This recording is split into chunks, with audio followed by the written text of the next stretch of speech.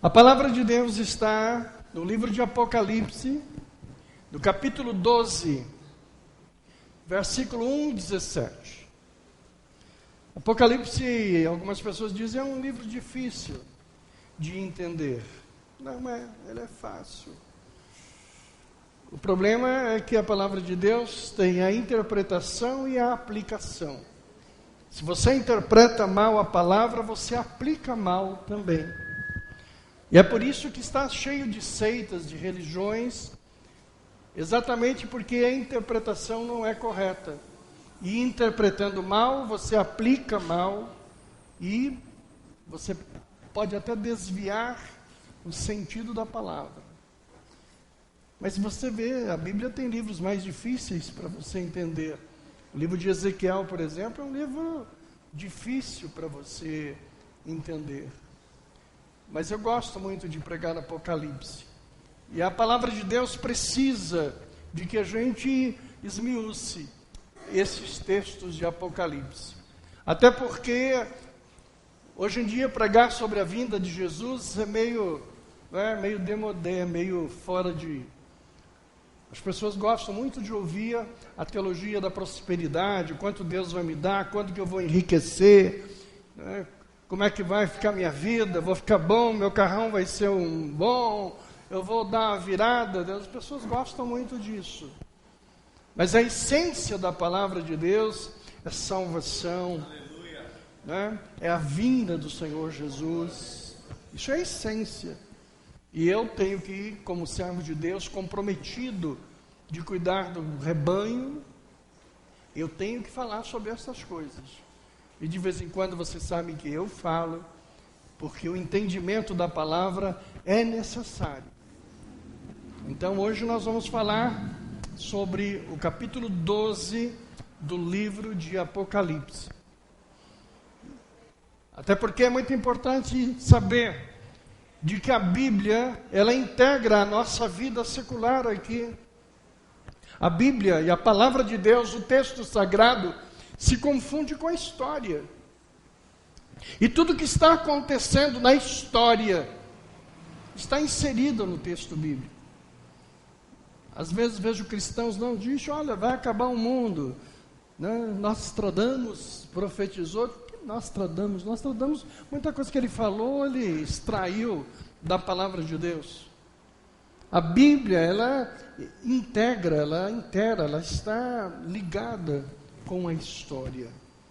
E é muito importante que você saiba, para que ninguém te ensine, mas que você possa ter discernimento e ensinar as pessoas. A falta de entendimento, muitas vezes, atrapalha as nossas vidas. Assim diz a palavra de Deus: e viu-se um grande sinal do céu, uma mulher vestida do sol, tendo a lua debaixo dos pés e uma coroa de 12 estrelas sobre a cabeça. E estava grávida, e com dores de parto, gritava com ânsias de dar à luz. E viu-se outro sinal no céu, e eis que era um grande dragão vermelho, que tinha 7 cabeças e 10 chifres, e sobre as cabeças 7 diademas. E a sua cauda levou após si a terça parte das estrelas dos céus, e lançou-a sobre a terra.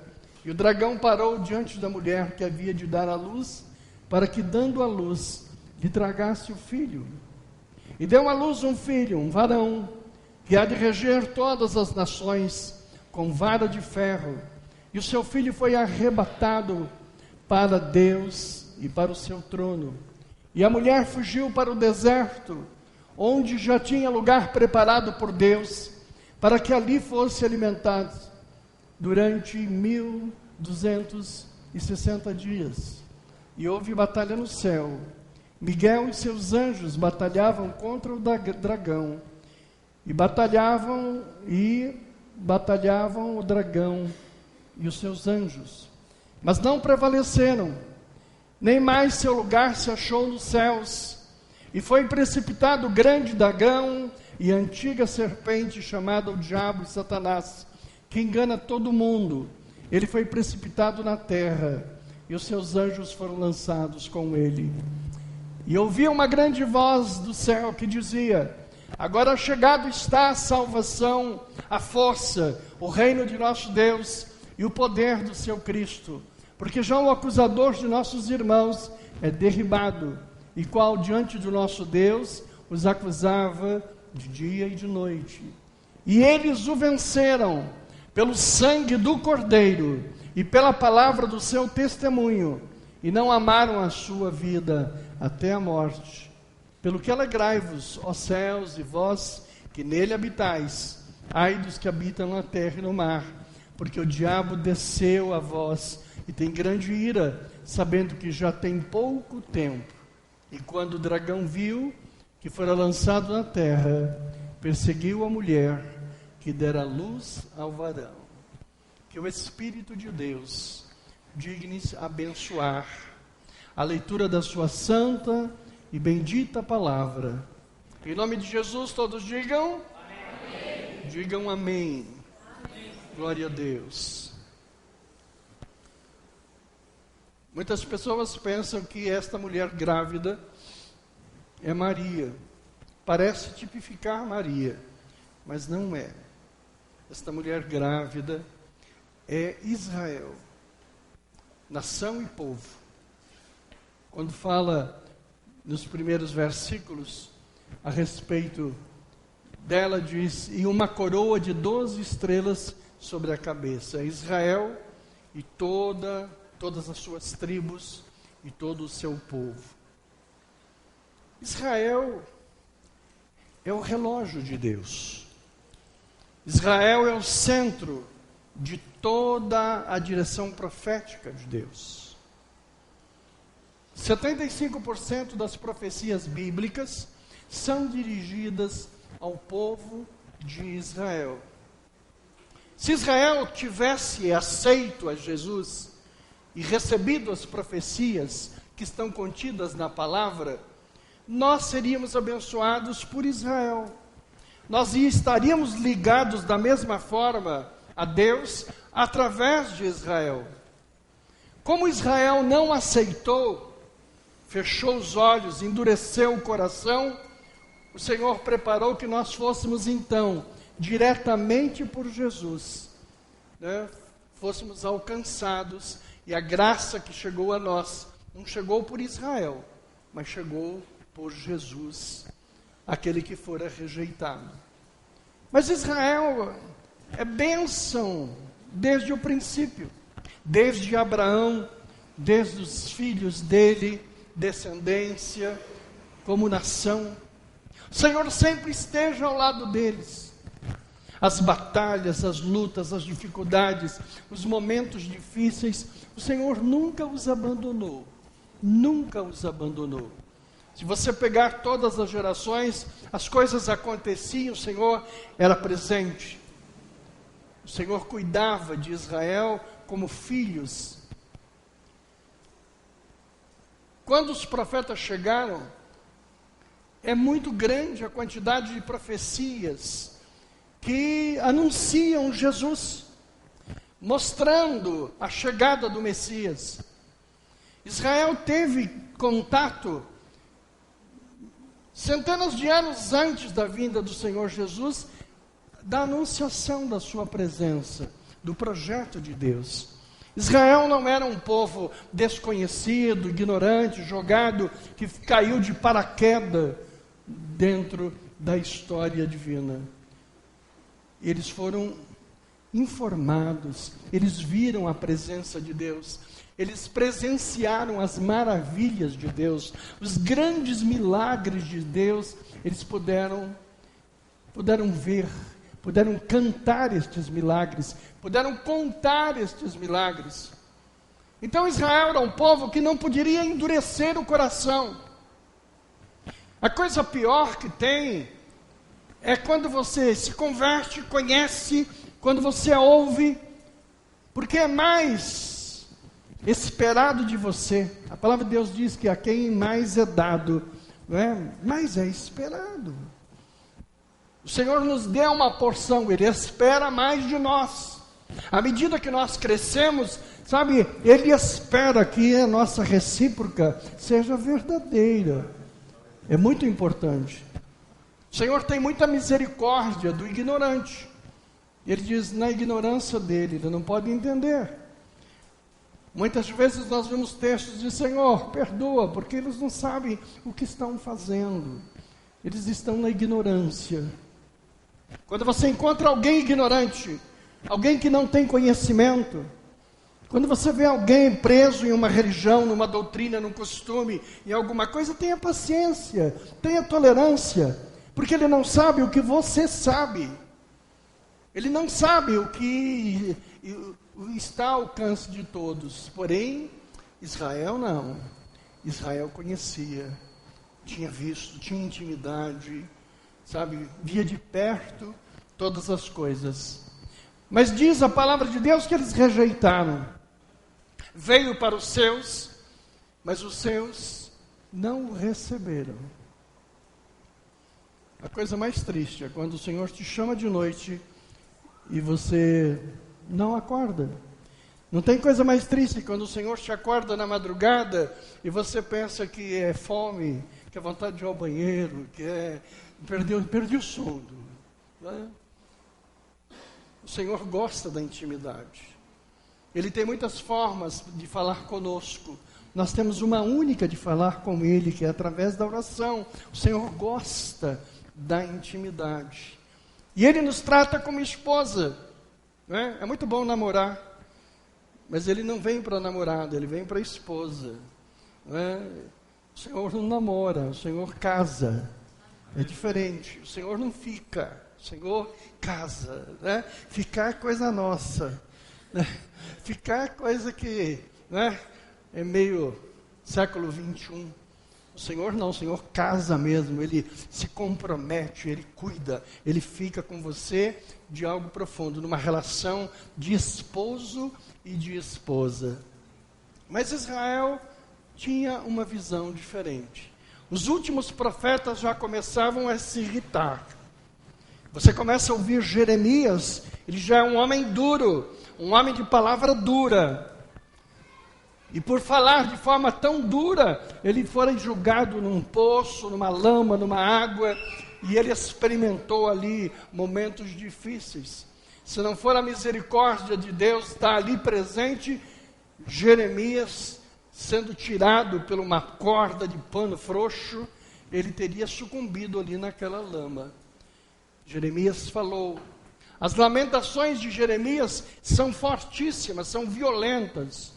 Os profetas que vieram em seguida, ai Jerusalém, não é? Cuidado Jerusalém, cuidado. E eles destacam a presença do Messias. Quando o Senhor Jesus chegou, João Batista começou a pregar, sabe, não creram. Não creram. Pelo contrário, se levantaram de forma violenta e não aceitaram a presença do Senhor. E aí começam as dificuldades. O Senhor veio com o propósito de mudar a direção. Ele saiu com o propósito de resolver o problema. E mesmo sendo levado à cruz, era este o propósito: dar sua vida, derramar o seu sangue, para que nada mais precisasse. Nele estava contido toda a excelência do plano de Deus. Estava resolvido, não restava mais sacrifício, não restava mais coisa nenhuma. Israel não precisaria fazer coisa nenhuma, toda a salvação viria através deles. Mas eles não aceitaram. Eles não aceitaram. Começaram a vir as propostas de destruição. Começaram a vir as propostas de, sabe, este templo que vocês estão vendo, em 3 dias ele acaba, ele se destrói.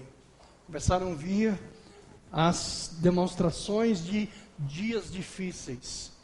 Queridos, se você abrir o teu coração, se você entender o plano divino para a tua vida, você vai evitar um sem números de problemas para você. Não é só uma questão religiosa, denominacional. Mas quando você entender a palavra de Deus na tua vida, o propósito de Deus na tua vida, você evita, sabe, N dificuldades. Sabe, é abrir o coração, é entender, é recebê-lo. Israel não fez.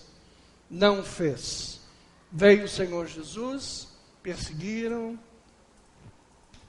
levaram à morte, à condenação, preferiram Barrabás, né? Um bandido, um criminoso, a ele.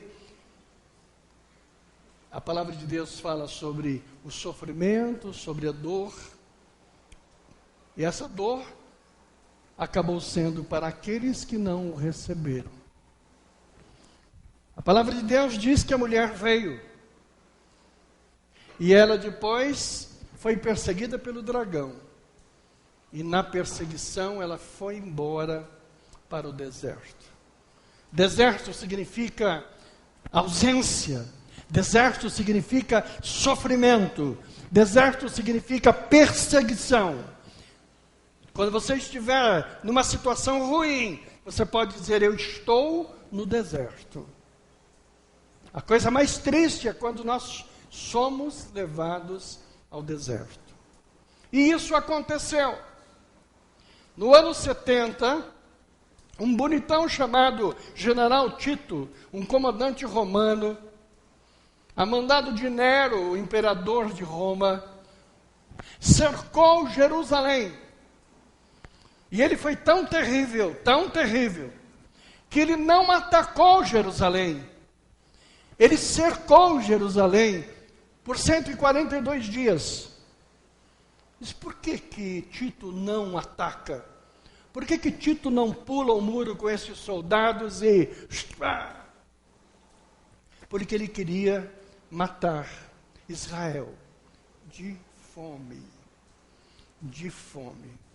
Ele cercou as saídas, cercou as entradas. Não entrava comida, não entrava água, não entrava coisa alguma.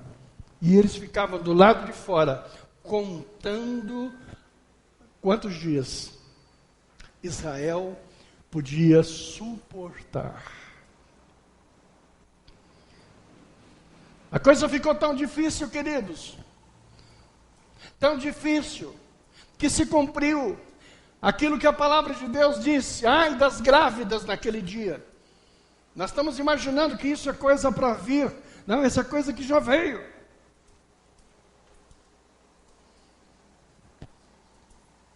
Aconteciam coisas terríveis.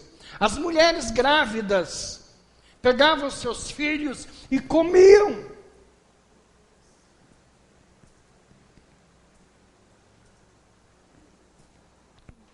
As famílias que tinham tido muitos filhos acabavam sobrevivendo mais. Porque os filhinhos viravam churrasco mesmo. Põe o texto de seguinte. Lamentações, capítulo 4.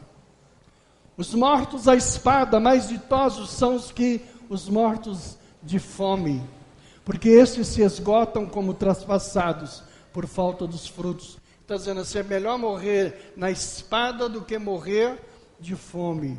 E olha o versículo 10. As mãos das mulheres piedosas cozeram seus próprios filhos, serviram-lhes de alimento na destruição da filha do meu povo. Olha que dureza. Muitos de vocês talvez não tenham lido isso. Isso aqui, onde você viu isso? Muitas vezes eu digo coisas aqui e as pessoas dizem assim, onde está escrito isso? Que as mulheres de Israel comiam seus filhos. Aí, Lamentações de Jeremias. Uma das formas que o inimigo se levanta contra você é mexer no teu dinheiro.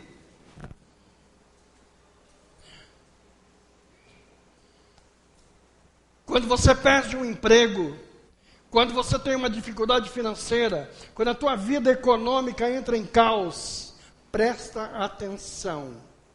O inimigo está apostando na tua fome. O diabo tem esse jeitão de usar. Ele não vem contra a espada, ele não vem para te destruir, ele vem para te colocar na miséria. Ele aposta na tua miséria, ele aposta na tua falência, ele aposta de que você vai viver num estado de total dependência, carência, ele te quer dependente.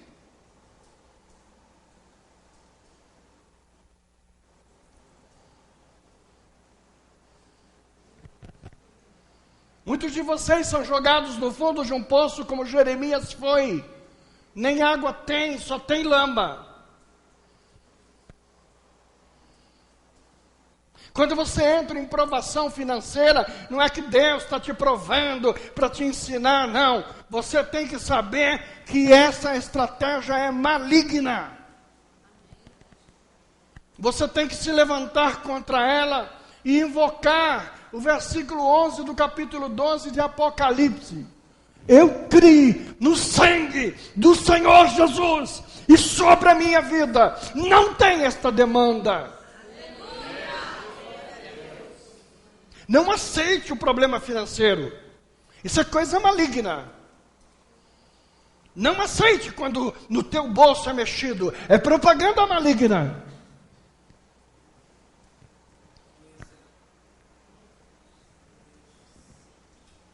Amém ou não amém? Amém. Como é que vai ter o bolso? Como é que vai ter o emprego?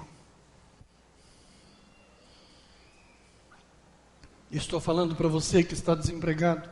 Estou falando para você que está apertado.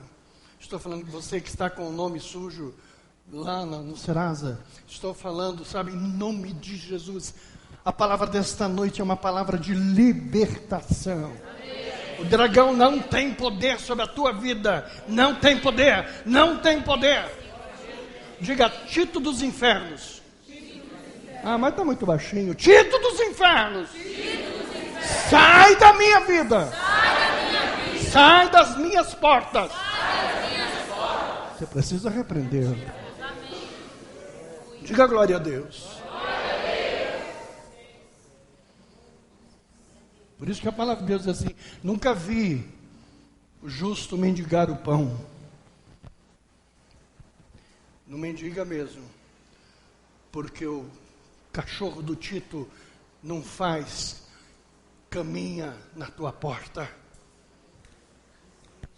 O cachorro do Tito não faz xixi na tua sala.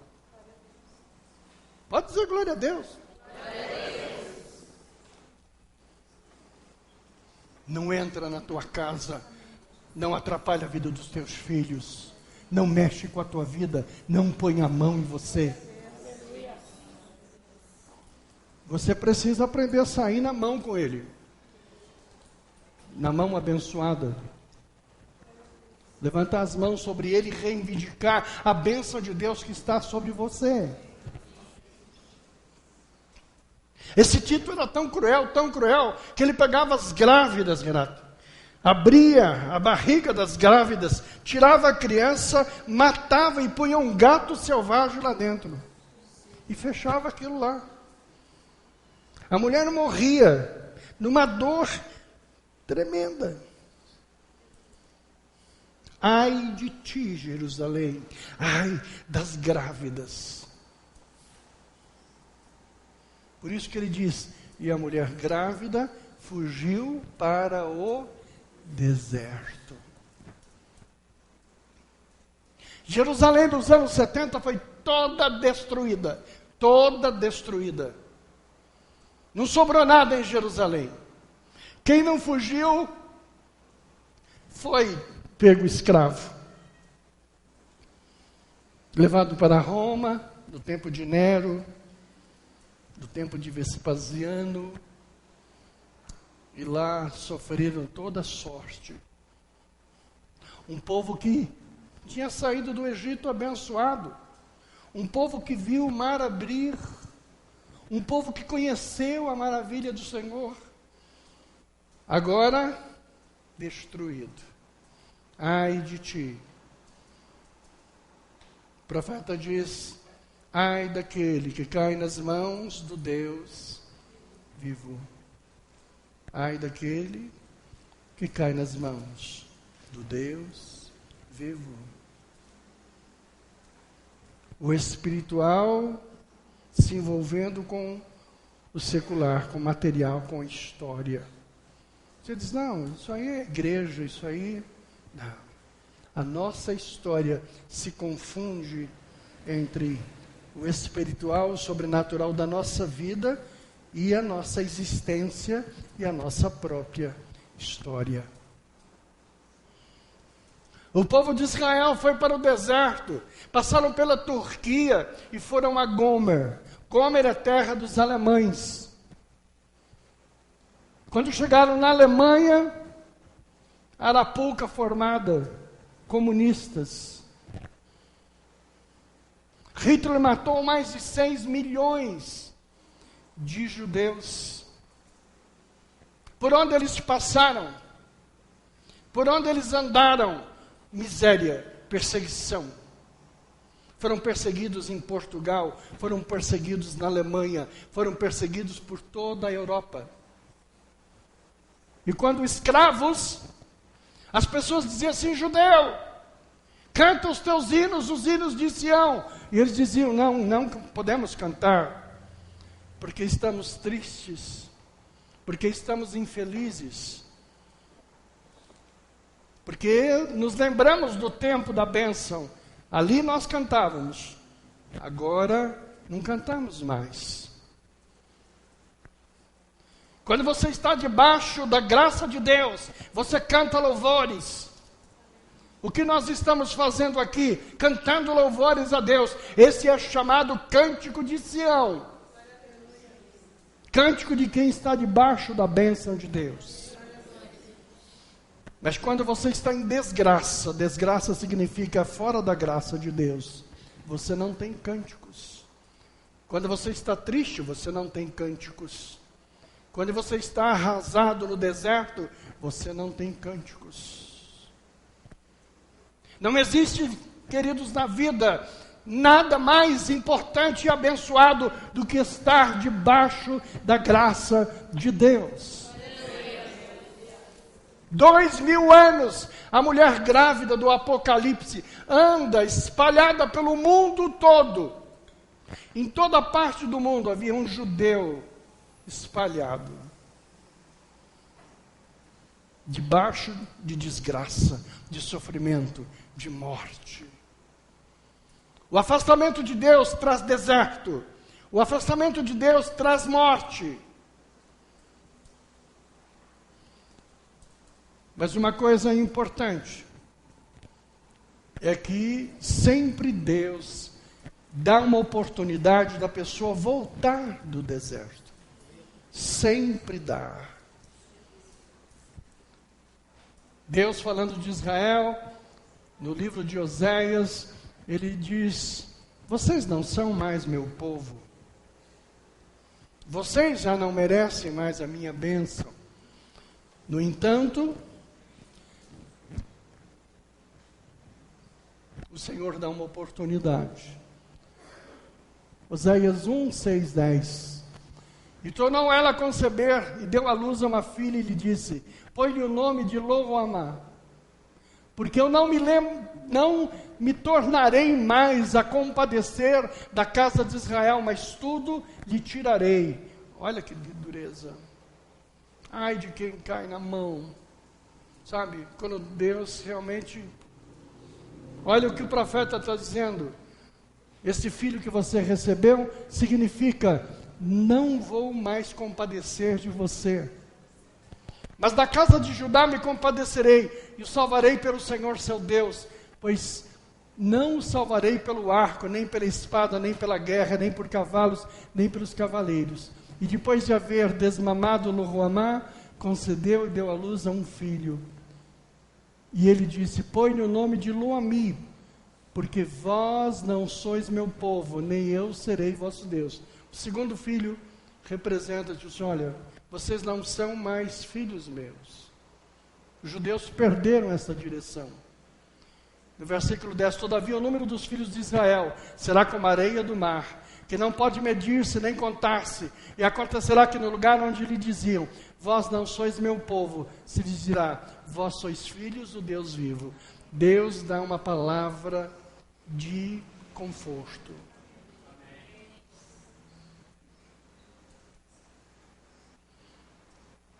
Não fuja de Deus. Olhe para o Senhor, sabe, pensando na tua vida e pensando na vida dos teus filhos, pensando na vida dos teus netos. Não é uma questão de aceitar doutrina ou não aceitar doutrina, dogmas ou não. É uma questão da tua vida, da tua família, da tua herança, de gerações em gerações. Talvez você seja aquele que vai mudar o rumo da história da tua família. Você tem uma genealogia, você não foi descoberto. Você é filho de pais que foram filhos, que foram filhos, que foram filhos. Você tem uma genealogia. Talvez a tua família seja aquela que vem em luta, em desgraça, em sofrimento. Você é a virada.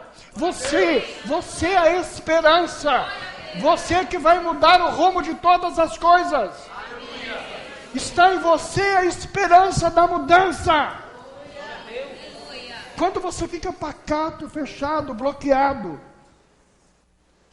você impede que aqueles que vêm depois de você sejam abençoados.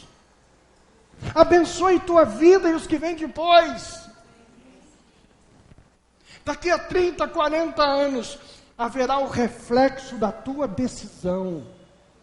Haverá o espectro, a expansão de tudo isso que você faz hoje. A tua decisão hoje refleta nos próximos 50, 100 anos. E o Senhor então começa a preparar agora o restante da história para que isso seja quebrado de entre nós. No livro de Lucas, ele começa a dar noção da mudança do tempo. Quando essas coisas começarem a acontecer, olhai para cima, levantai a vossa cabeça, porque a vossa redenção está próxima. E disse-lhes uma parábola, olhai para a figueira e para todas as árvores. Quando já começaram a brotar, vós sabeis por vós mesmos, vendo-as que perto já está o verão. Assim também vós, quando virdes acontecer essas coisas, sabei que o reino de Deus está perto. Em verdade vos digo que não passará esta geração, até que tudo aconteça. Passará o céu e a terra, mas as minhas palavras não hão de passar. Os evangelistas, eles têm na figura da figueira uma demonstração da virada. Nosso planeta é regido por estações.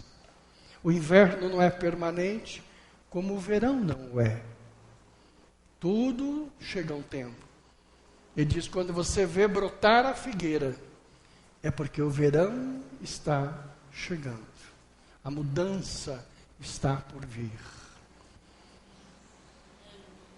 A história conta que no mês de maio de 1948, a ONU restabelece o Estado de Israel. Quem era o presidente da Assembleia da ONU era um brasileiro. A partir daquele dia de maio do ano de 1940, Israel volta a existir. Ela que foi destruída lá nos anos 70, ela volta a existir.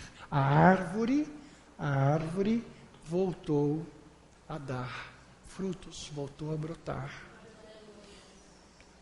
Com Jerusalém voltando a ser cidade, com Jerusalém voltando a ser nação, se cumpre a profecia do Novo Testamento que diz: esta geração não passará sem que o Senhor retorne, sem que o Senhor volte. Eu sou dessa geração profética. Eu nasci 3 meses depois deste evento em Israel. Eu nasci em 1948. A minha geração é a geração.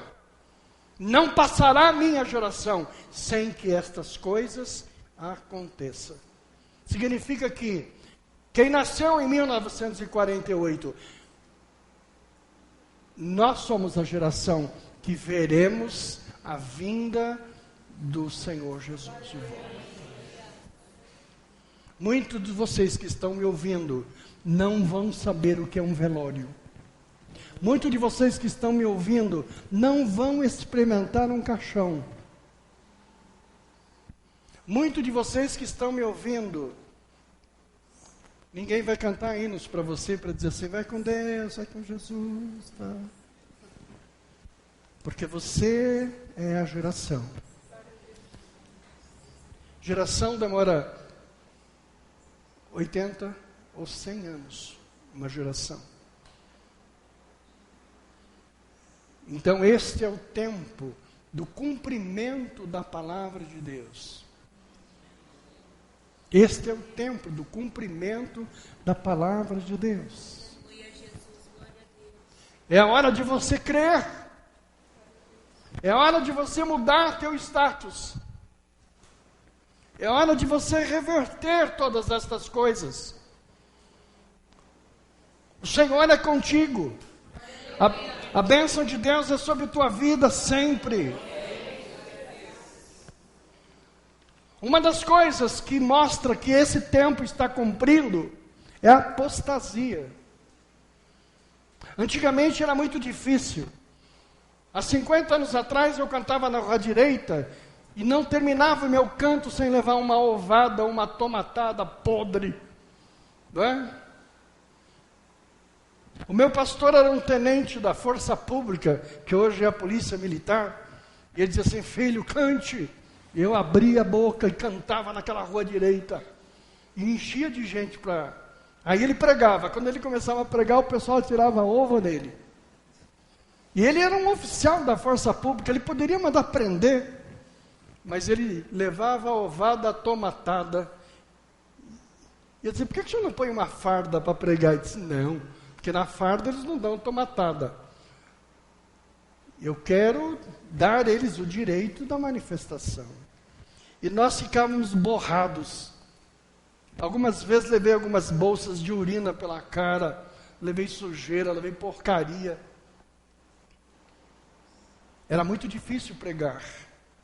O evangelho no Brasil era uma minoria inferior a 5% da população. Hoje em dia todo mundo é crente.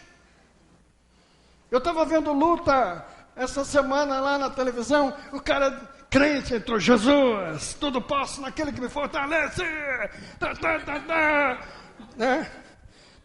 Entrou até com uma música, ela, vencedor, campeão, e o cara entra, aí vai lá a moça entrevistar, ele disse, vou dar porrada em nome de Jesus.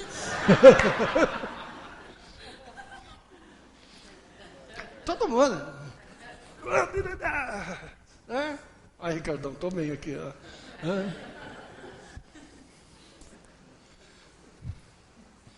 Mas assim como veio a facilidade da religião, veio a apostasia.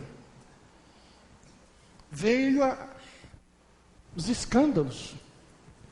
Você vê a igreja, hoje é uma petição terrível de dinheiro. Uma coisa horrorosa. Você liga a televisão, você fica irritado. As igrejas grandes agora andam com a maquininha de cartão. Você pode dar em 4 vezes, em 5 vezes. Não é nem empresa. Porque uma empresa ela tem produtos, ela tem... Jesus não é produto, a mensagem de Deus não é produto. Você não pode vender ao Senhor como se fosse um vestido, uma roupa, uma camisa. A adoração de Deus é algo espontâneo. De graça recebei, de graça dai. Sabe? É bênção de Deus. Há 40 anos que eu prego o Evangelho. Não consigo fazer disso algo como uma oportunidade comercial. Não consigo. A apostasia chegou. As pessoas se escandalizam, porque veem as coisas, assim como chegam fácil, vão fácil. Isto é sinal de que o tempo do Senhor chegou. Isto é sinal que o tempo do Senhor chegou. A insegurança, a violência, a insensibilidade, o homem está terrível em toda a parte do mundo. Não é aqui nem ali, é em toda a parte do mundo. Você não anda seguro em lugar nenhum.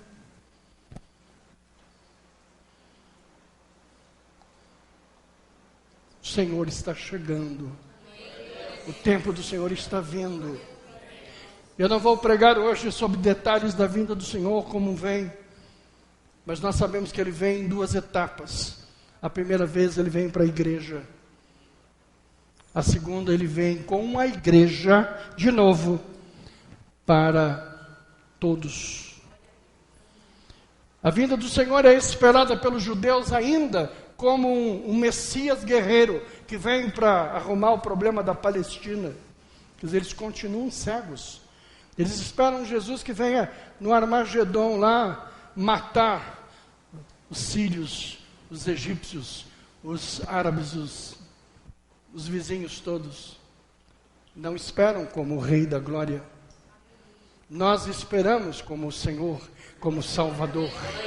Nós cantamos hinos para o Rei. Libertador Ele já o é. Não precisamos mais. Ele luta por nós todos os dias. Todos os dias.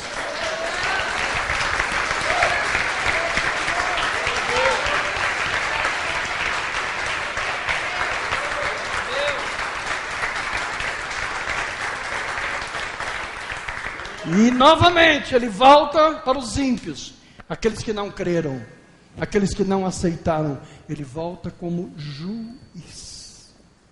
Aí não é o Salvador, nem o Libertador, mas é o juiz. Vem para julgar.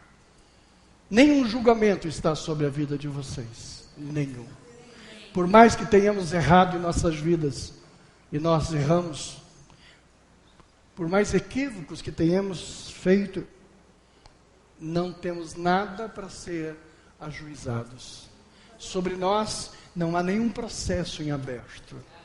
Todos os nossos pecados foram esquecidos, guardados. Quando você olha a cara dos santinhos assim, nem se imagina quanta bobagem fez. Mas carinha de santo. E sou santo porque esqueceu, porque apagou. Sou um abençoado de Deus. E você o é também. Queria dizer para você que tem passado dificuldades, que está no fundo do poço. O Senhor está jogando para você uma Teresa. Teresa é o nome, é o nome de uma corda que se faz lá na cadeia para fugir. Eles fazem a Teresa. E amarra lençol com lençol. E a verdade é que faz um rolinho e você vai fugindo pela Teresa. O Senhor está jogando uma Teresa para você. Você não vai ficar no fundo do poço. Você não vai ficar com os pés nas lamas. Você não vai ter que fugir para o deserto. Você não vai ter que ficar jogado, correndo. Teus filhos não vão ter que fugir para lugar nenhum. Teus filhos não vão ter que sair da tua casa para ir andar pedindo favores. A bênção do Deus poderoso está sobre a tua vida, sobre todas as gerações da tua casa. Ninguém vai te expulsar de lugar nenhum. Ninguém vai te humilhar. Não há discriminação contra você. Pelo contrário, você ainda tem o poder de, ao levantar as mãos, repreender os títulos malignos da vida. Glória a Deus. Você não está grávida do menino. O menino já nasceu sobre a tua vida. Ele já nasceu. Não há como os dragões ficarem aí perturbando você. Sabe? Vários dragões foram pela história. Herodes foi um que tentou matar crianças do sexo masculino para evitar a vinda. A história conta muito sobre estes dragões. Hitler foi dragão, está cheio de dragão. Você também teve os seus dragões. Mas agora, versículo 11 diz que o sangue de Jesus te purificou e te abençoou e te livrou de todas essas coisas. Você tem o primeiro texto? Ainda está aí? A bênção de Deus está sobre você e sobre a sua casa. Vou repetir, se for mais para frente, isso. Versículo 11. E eles o venceram, você, pelo sangue do Cordeiro e pela palavra do seu testemunho, e não amaram sua vida até a morte. Você às vezes ama tanto essa vida, está tão preocupada com ele, que acha que tudo isso é bobagem. Para que ir na igreja? Para que ouvir? Para que cantar? Para que levantar as mãos? Amar a própria vida. Você tem todo o direito, Deus não te tira o direito de ser feliz. Tenha o amado do lado, tenha a amada do lado. Seja abençoado de Deus, seja feliz. Ande pela vida abençoado. Seja feliz com a mulher da tua mocidade. Viva em paz e alegria. O Senhor te deu a família abençoada para você. Viva na plenitude de Deus. Seja abençoado e feliz. Trabalhe, ganhe teu dinheiro. Ele multiplica, Ele te abençoa. Ele te prospera no tempo certo. Mas acima de tudo, versículo 11, seja cumprido. Em você não há miséria, em você não há poço que não possa tirar, em você não há deserto que possa ficar. Volta do deserto, vem para a casa de Deus. O Senhor está chegando, esse é o tempo. Teus filhos que não nasceram, os teus netinhos que não nasceram. Muitos de vocês nem casaram ainda. Eu estou falando dos teus netos, aqueles que vão vir daqui a 10 anos, 15 anos, pois eles dependem de você. Eles vão chegar aqui e encontrar uma família consolidada, debaixo da graça de Deus. Sabe? Meus pais não me deixaram rico, nem me deixaram dinheiro, nem patrimônio. Eu os abençoei enquanto viveram. Mas me deixaram a palavra, me deixaram a bênção, me deixaram esta herança bendita. Talvez vocês não podem dizer o mesmo, mas vocês podem fazer o mesmo pelos seus filhos. Se você não quer fazer por você, não faça, mas faça pelos teus filhos. Pastor, eu vou fazer uma poupança. É bom. Mas o melhor presente que você deixa para o teu filho, para o teu neto, é a palavra de Deus, é a salvação, é a bênção do Todo-Poderoso. Ninguém vai rasgar o teu ventre, ninguém vai tirar este filho, ele não vai nascer, ele já nasceu. Diz hoje, diga hoje, eu conheci. O capítulo 12 do livro do Apocalipse. Em nome do Senhor Jesus.